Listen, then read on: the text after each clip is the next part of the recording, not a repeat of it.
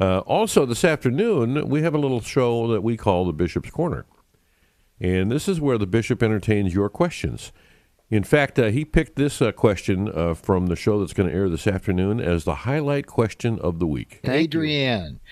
Dear Bishop Thomas, my family is Protestant. Adrien, thank you very much for writing in. We have been attending Mass regularly since Easter. Blessed be God. We plan to attend RCIA, which will soon be OCIA, and my convert to Catholic and convert to Catholicism this fall.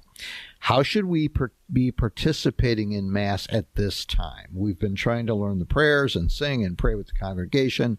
We do not go up and take the host. Should we be taking a more passive role at the Mass? We want to learn, but want to be respectful of others of the faith as well. Thank you. Thank you, Ed. Well, Adrien, what a beautiful thing. Thank you. God be praised that you and your family will be converting to Catholicism this fall. And I want to offer my prayerful support for you and my encouragement to you and to your whole family. So first, thank you for this very thoughtful question. Very, very thoughtful. You're doing absolutely the right thing. One of the best things to prepare is to attend Mass, and to attend Mass as regularly as you can, to participate insofar as you can, singing, praying the prayers. But as you rightfully and beautifully and sensitively point out, we do not go up to take the host, because, of course, you are not yet Catholic. So thank you for the sensitivity of realizing that. And then I would simply say that you say, should we take a more passive role? Absolutely not.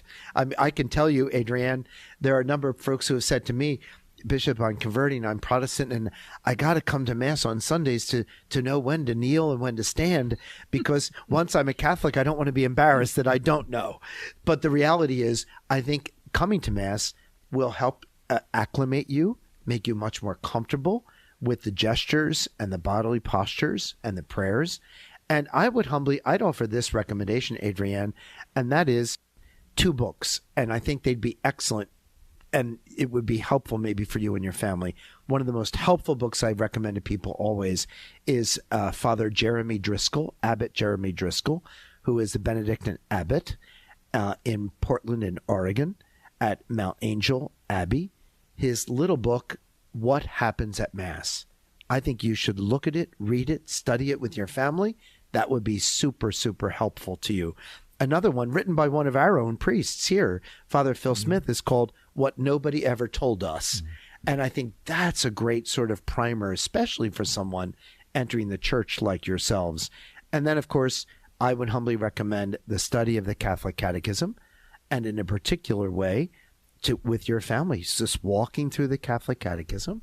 And, of course, all those books by Scott Hahn that have to do with the Holy Eucharist. So just a few suggestions for you, with my encouragement and my prayers for you and for everybody else who might be listening and viewing, who might be considering conversion to the Catholic faith, and to give a little nudge, maybe that little finger that pushes the person off of the high diving board into the water of Catholicism. Let that be me, and a personal invitation from your bishop. All right. Thank you, Bishop. Great question, and obviously a great answer, as always, from our own Bishop Thomas. Isn't that awesome?